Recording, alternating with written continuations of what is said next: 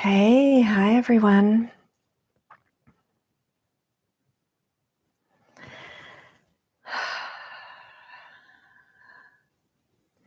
Welcome to chapter 21, New Beginnings. And this is a chapter where the sun has come out. It feels like, having moved through some very deep healing of releasing, letting go, and coming into the full yes, which, as we know, when we often go through healing and come back in touch with our yes for God, it feels like we never said yes to God before, because now it feels like there's even more of a full commitment and awareness of what it even means.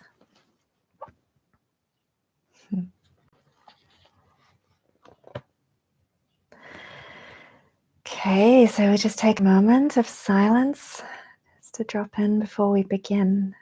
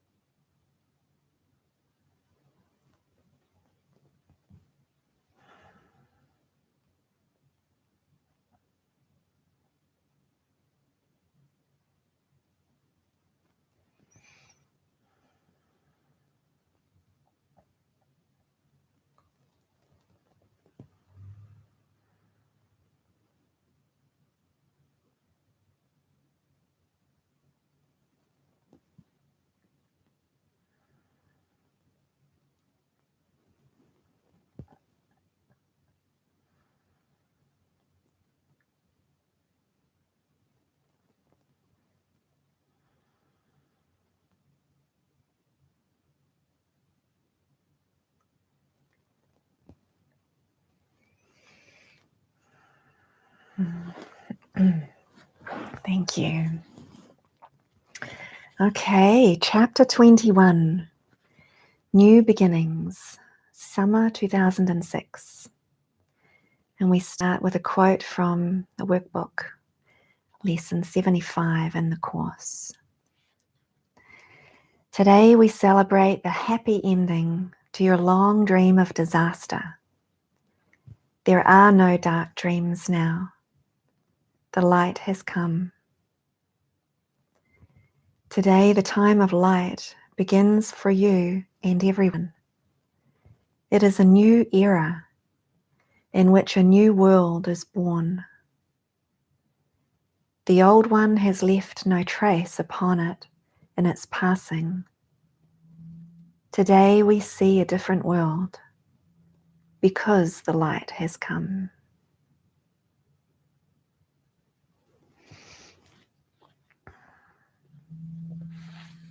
Joyous reunion.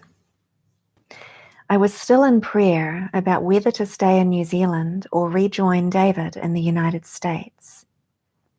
Out of the blue, David's friend Lisa invited David, me, and some other friends to her house in Pennsylvania for a week-long retreat. She was very excited, feeling that it was a very important reunion, and she offered to buy our flights from wherever we were in the world. This was a clear sign. It felt right. I felt more certain about my path and more deeply joined with David than ever before. I had been given all of the spaciousness that I needed to clear through core ego defenses and see for myself what it was that I truly wanted. What I wanted was to go where he would have me go. What I wanted was to go ever deeper into mysticism, into the heart of God. And there was no doubt that my path was with David. I felt like I was saying yes to God for the first time. I had said yes before, but now I felt like there was nothing to hold me back. Before I left New Zealand, my heart was full of love and lightness again, as if I'd come out into the sunlight and there was nothing left to do but shine.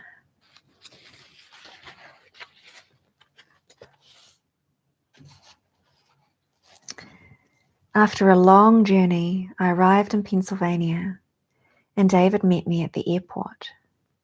It was a beautiful, happy reunion. When we arrived at Lisa's house, we discovered that she had prepared a room for us, as if we were on our honeymoon. The whole universe seemed to be conspiring to bring us together, and this time I was ready for it to be joyful. People came from all over the world to attend the gathering. It was a pivotal meeting point that the Spirit had arranged for all of us. The sense of community and the joy of being together was felt by all of us. It was clearly a new beginning in a way that we could not define, but we trusted that it would become obvious.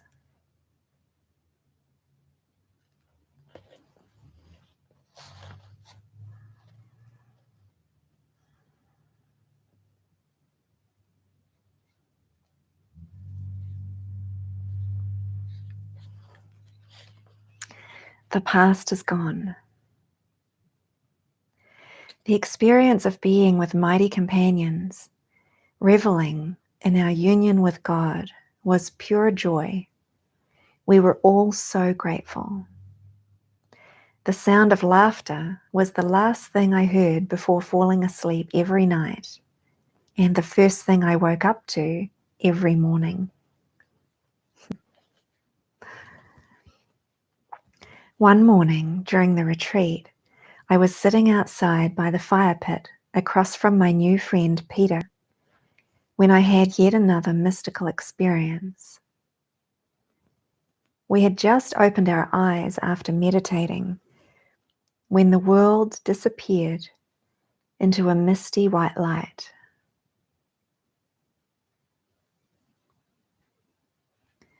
The form of my friend disappeared as light blazed from him, showing me clearly how the body mask was a temporary screen.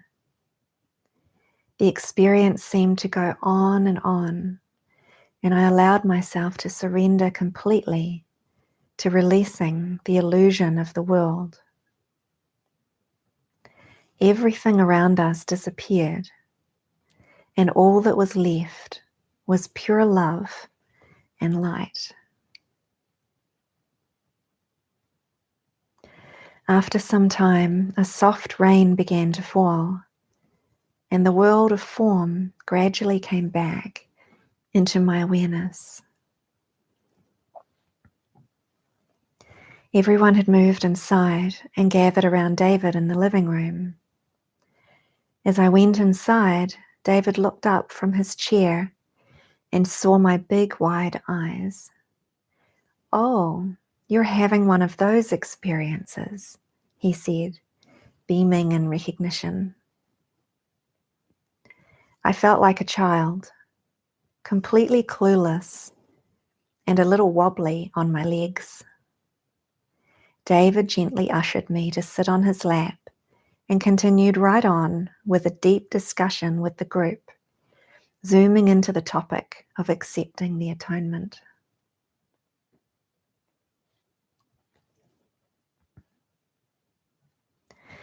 Lisa's devotion to forgiveness was so clear and certain that it's hardly surprising what happened during the retreat. One of her biological sisters had been murdered 12 years ago.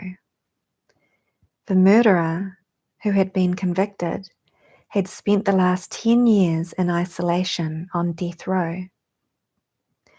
Lisa took a telephone call one morning from a newspaper reporter who was phoning to ask for reactions to the news that the convicted murderer might be taken off death row. Lisa's first response was, "Good, I don't believe in death. We believe in forgiveness, and our life is all about God. It's about releasing the past. It's over. It's gone." The reporter asked if there was another family member there that he could speak to. And Lisa's sister got on the phone. She said, "Our family has forgiven the past. We don't hold on to grievances, and I hope he is released from the prison of his mind.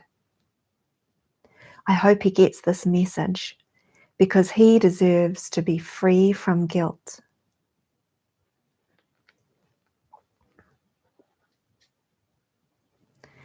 Not long after, Lisa remembered the convicted man's name. It was Freeman May. The month was May, and as far as we were concerned, he was being made a free man. In our eyes, and in God's eyes, he had been forgiven and released from guilt. It was powerful.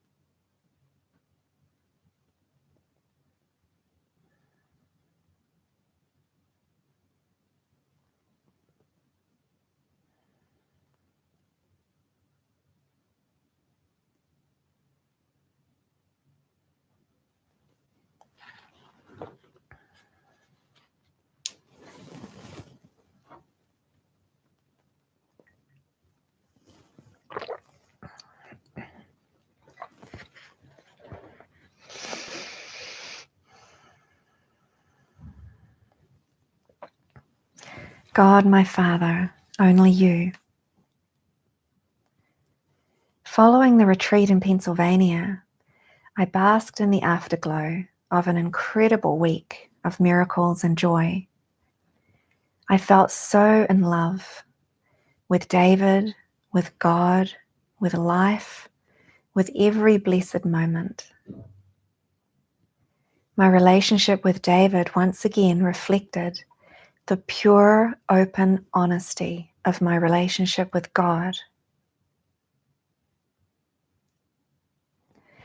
David had several gatherings planned following the retreat, and Lisa invited me to stay and rest at her house for a few days. I sat in silent reflection, and this prayer flowed from my heart. Today we bask in silence. A hush has fallen across the world. I am among the ministers of God. This thought radiates from my mind, enveloping the whole sonship. God, my Father, only you. Waves of gratitude ebb and flow across the ocean of one mind. God, my Father, only you.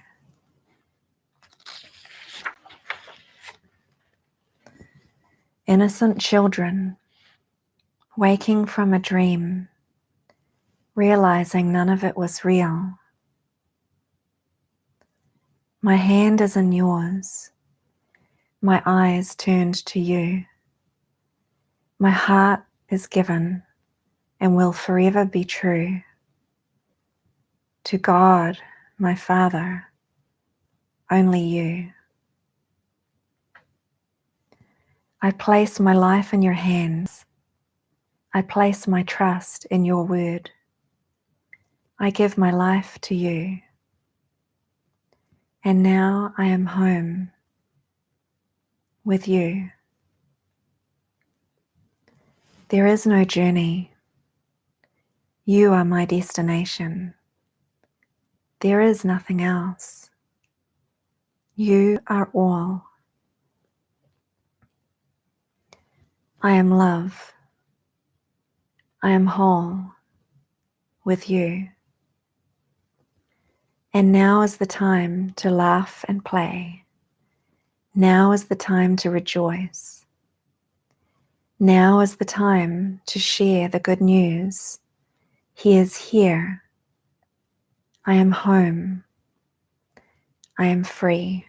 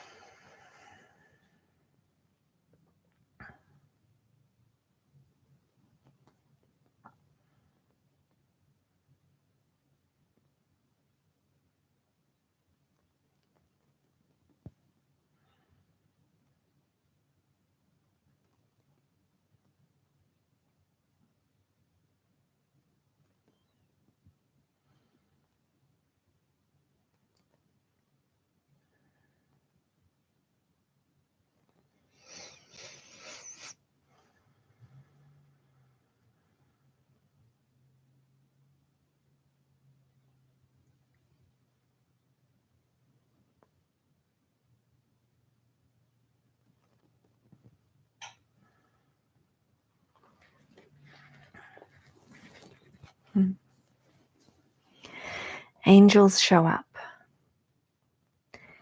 When David and I returned to the Peace House late Sunday night, we were met by an ecstatically happy tripod and her new brother Sam, neither of whom could stop purring.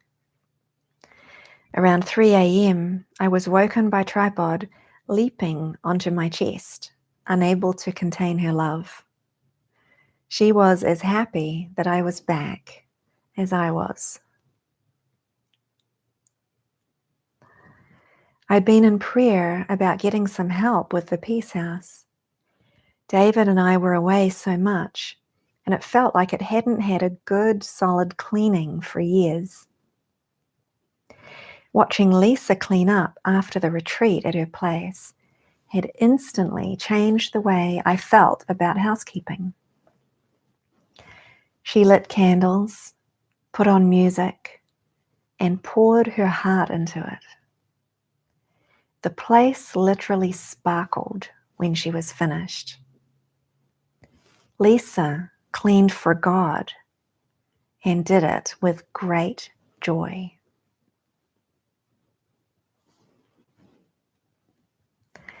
As David caught up on his backlog of emails, I spent 2 days cleaning in preparation for our visitors, Tamara and Jody, who were coming from Tennessee for the weekend. When they arrived, they took us out for a lovely meal. We talked deep into the night about God and relationships. When they retired for the evening, they told us with absolute sincerity that they were there to be helpful. Their heartfelt desire was to help in every way that they could. Cleaning, running errands, doing yard work, anything at all. I could hardly believe it. I had thought I would be taking care of them for the weekend, but they were clearly angels sent straight from heaven in answer to my prayer for support. The following morning, Tamara, Jody, and I put on rubber gloves, and we cleaned, sorted, rearranged, and cleared all day. It was so much fun. Everything felt fresh and brand new. We took a walk that evening and meditated on benches near St. Bernard Church. A figure of Mary stood nearby, her hands in the prayer position and flower beds all around her. I felt completely blessed to have family with me everywhere I went. Later, as I sat at my desk answering emails, I heard contented purring arising from under my chair and thought to myself, all I see is devotion, and all I feel is love. It is here, right now, and I am so grateful.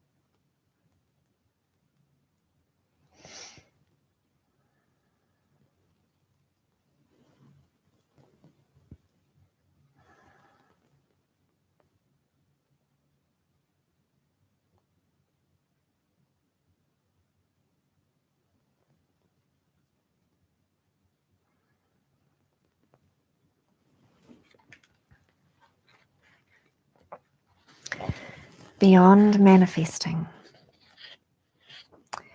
Last night, David and I watched the movie The Secret with Tamara and Jody.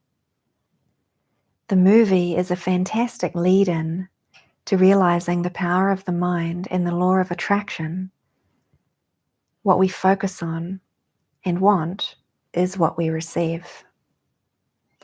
A lot of the movie is about manifesting, on getting what we want from the world. This morning I was guided to read from the section, The Responsibility for Sight in the Course. And this is a quote. I'm responsible for what I see. I choose the feelings I experience, and I decide upon the goal I would achieve. And everything that seems to happen to me, I ask for and receive as I have asked. Journaling. Kirsten. Good morning, Holy Spirit. Can you tell me, how does this work with the script is written and with surrendering to what is?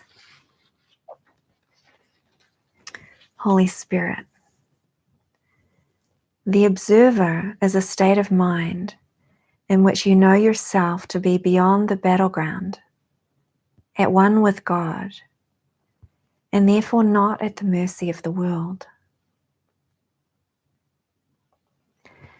Moving from realizing the potential of the mind to taking total responsibility for sight is to bring awareness back to the source. To know thyself is to be beyond this world and its temptations entirely. To ask God in every circumstance, what is your will for me, is to align with the Spirit, and the result will always be for your highest good. Kirsten. So it's like A, B, C, D. A, I have a powerful mind. I affect my world. B, I can seem to manifest what I want. I am responsible for what I see, think, and feel. C, I want nothing of this world, only God. D, show me the way to God. I give my life over to the Spirit's guidance in every circumstance. Now I am free. I am one with God because my desire is not split. Holy Spirit, remember always that God is cause and you, being his Son, are effect. Without the purpose of forgiveness, the desire to be the ruler of the universe is an egoic goal. Being the master of my own destiny can be a helpful stepping stone along the way to realizing the power of the mind. But ultimately, one must come to a point of surrender, humility, and acceptance. God is the Father, and the Christ is his beloved creation, through which pours his infinite love and power.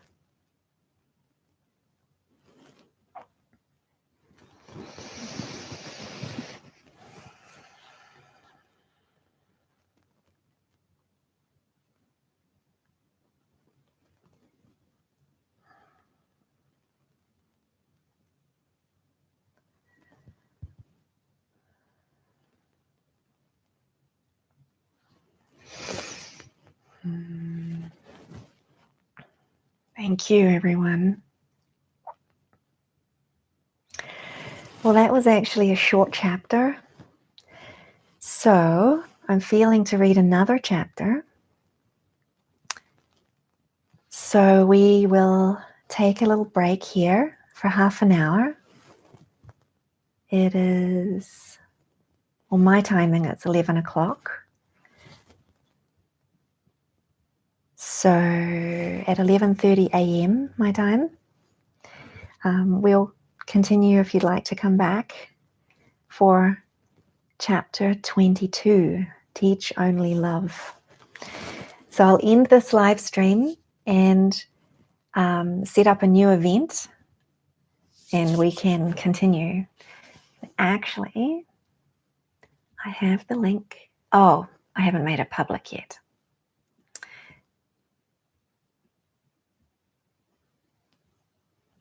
So what you'll need to do is go to Facebook, to the I Married a Mystic Facebook page. We'll share the link there. And or you may get a notification here through the Living Miracles YouTube channel.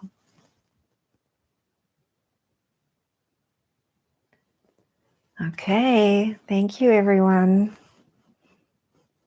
Good stuff, hey? See you soon.